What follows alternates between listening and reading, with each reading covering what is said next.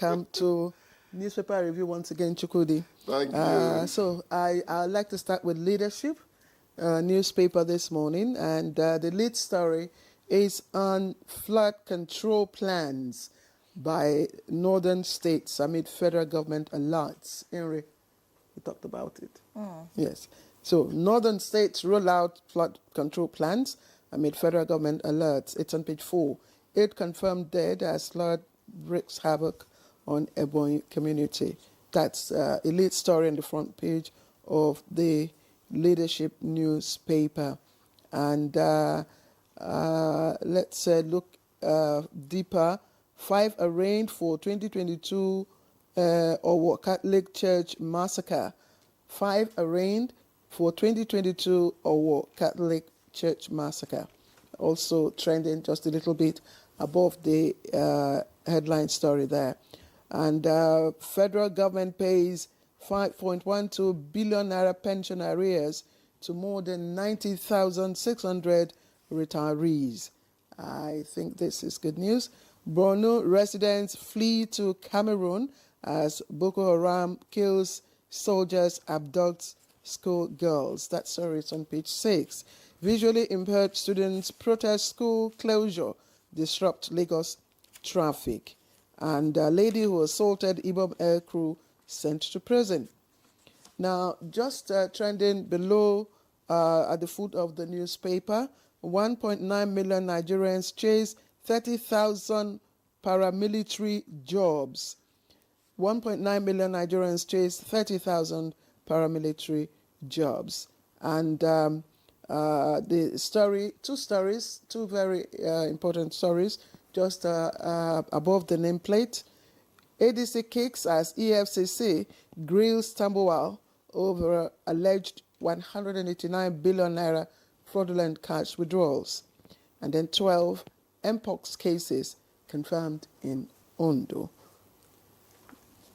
Yeah. All right, so let's see what the Guardian is offering this morning. The Guardian leads with digital tinted glass permit. Glitches, extortioners, police insist on new tinted permit shift deadline, and that's on page 6. Above that, we have, of course, the story about the unruly air passenger, also right here, and that you can find on page 9 of the Guardian. We'll look away from that. Below the picture story, right here, we have ADC accuses EFCC of witch hunt as Tambuwal held over alleged 189 billion naira breach. Protest rock Yelwata as gunmen kill 3 in fresh attack. Not a good one. Page 30 has that. Visually impaired protesters block airport road over closure of Farmcraft Center. That happens to be on all the papers this morning. And Oyebanji SARC's commissioners orders in Ekiti cabinet reshuffle. Details on page 7. Of course, the story about the core member and issues. NYC versus Raya is also right here. Vengeful act says Labour Party as lawyer threatens lawsuit. All right, that's it's on the Guardian. The Daily Trust doesn't have so much, but of course the story on Tambuwal leads this morning on the Daily Trust. It says the FCC detains Tambuwal, invites ex-governor Emeka Ihedioha. Okay. Above that, World Bank approves $300 million to support IDPs in northern Nigeria, page 37. 5 months after federal government ban, another tanker explodes in Kaduna. That's on page 7. Boko Haram kills 3 soldiers, abducts schoolgirl in Borno. And below the picture story of the Daily Trust this morning, we have another Katsina local government enters peace deal with bandits. You want to hear that again? Another Katsina local government enters peace deal with bandits. That's on page 6. And below that, we killed many bandits in Zamfara, according to military. And finally, passenger remanded for assaulting airline staff. All right, Chukwudi. Claire, you had one concerning money paid out to pensioners. And anytime I hear that, it gladdens my heart. Because as we seem to all have agreed, prices are going down. A few things are happening to the economy, are positive things. But we still know that even that which we earn does not quite meet the expectations of our purchases. But let's be happy one day at a time, as it were. So I'm very happy about the retirees. It really touched my heart. I hope that those who protested last time are also included in this batch of payment, because that will go a long way, to depict, the government as a listening government. Because sometime, a few weeks back, the civil service had this event where, of course, one of the, sessions had to do with how, the civil service can listen and respond, to the public. So, and I think that this is good. At least it will give those of us who are preparing, to exit, a ray of hope. You done the reach already. Yeah. I can't believe that. Just like that, Chukwudi. Yes, that's let's also life look. goes on, really, my dear. Yes, let's also look at. I think the lead story on the front page of the leadership is northern states. Taking action via the early warning signal that was given out by the Ministry of Environment. You and I, are talking about it, and I think this is what it should be. Once you have an early warning signal, make the best use of it. Now we are seeing the northern states doing something. What about the other states that were mentioned? No, it's the flooding has actually become an ill wind that blows no one any good. So it's a matter of the degree to which you are affected, but it gets to everybody. But even the people you say are taking action, I would say they are reacting, because this period of year, it will happen again next year. You don't have to be a prophet to know. So I would be more interested in what they have started doing on their own before NIMET and the rest of them started saying, hey, if they come again, as usual. Because it has gone beyond even that which block drainages, houses built in the wrong places cause, to ice is melting in the Arctic and spilling its waters to the mainland, dry land, so that a little rain comes, as to what the ice has already released, and you have a deluge. Someone was asking how we've been able to integrate the meaning of climate change into the heart of Nigerians, such that they begin to take action themselves and not also to, wait for government. There are little things that we can do on our own. You just talked about, blocked, drains and yes, and gutters. Exactly. So these are small little things that we can do to avoid, flash flooding. Yes, a stitch in time, they say, saves 9. Action now may save more trouble later. That's the meaning of that, English proverb. But little attitudes, little bad attitudes do not allow us. It's not that we can't do it. It's not built into our chemistry. We don't think like that. Gone are the days when that mentality that saw you take the outside sweeping broom under the mango tree, the orange trees in the village, and it was so clean you could lie there and rest. Those days are gone. Yes, and I think people are now behaving like, some of us are behaving like PIGS. And I think we should send a message. If you're one of those who would finish your bananas and then fling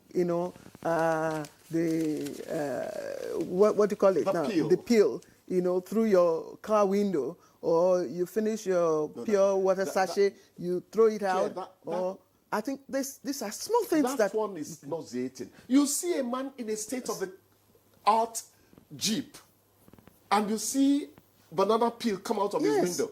You can't marry the car with the mentality of the person with the driving action. it. It doesn't make sense. Let's quickly. Yeah, you have all this. We could take more from here. Yeah. Let's look at the Let's look at the issue of Tambuwal. Being in answering EFCC call. Of course, his party members have said, look, this is politically motivated. And then, of course, they are talking about, confidence building, eroding for EFCC. Of course, you could say, okay, people, the public, have their Claire, perceptions don't about go that. too far. But this is the story. It's always the rhetoric. Wait, Claire, did he do it? Exactly. That is the thing. It's just for him. Did he do it? Let them prove it. Let him defend himself. Yes. We see what the answer is at the end. Ribadu said something. When Obasanjo was being accused of using his powers to go after political enemies, Ribadu said, we never took anyone whom we did not have something on.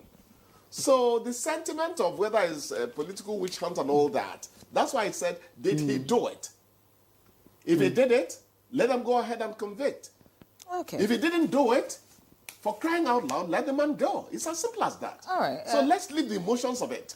Well, they should continue their investigation. The matter that concerns me this morning in the papers is this issue about another Katsina local government enters peace deal with bandits. Now, this makes it 3. I can read in the details now. It says so far 3 local governments have signed peace deals with bandits, and the deal is that the bandits can move around freely in the communities, and then it will prevent the farmers from being attacked. Communities that have refused to sign a peace deal are constantly being attacked. They cannot go to their farms and all of that. Meanwhile, the government is saying that they are not planning to negotiate with bandits. I don't understand the story. No. I read a piece where the villagers are being accused of complicity. It depends on who is talking. I'm going to talk about the ultimate. They're saying it's complicity if they are hobnobbing with bandits and all that. But they want to be able to go to their farms. They want to feel safe. Under normal circumstances, no villager would want to hobnob with a bandit.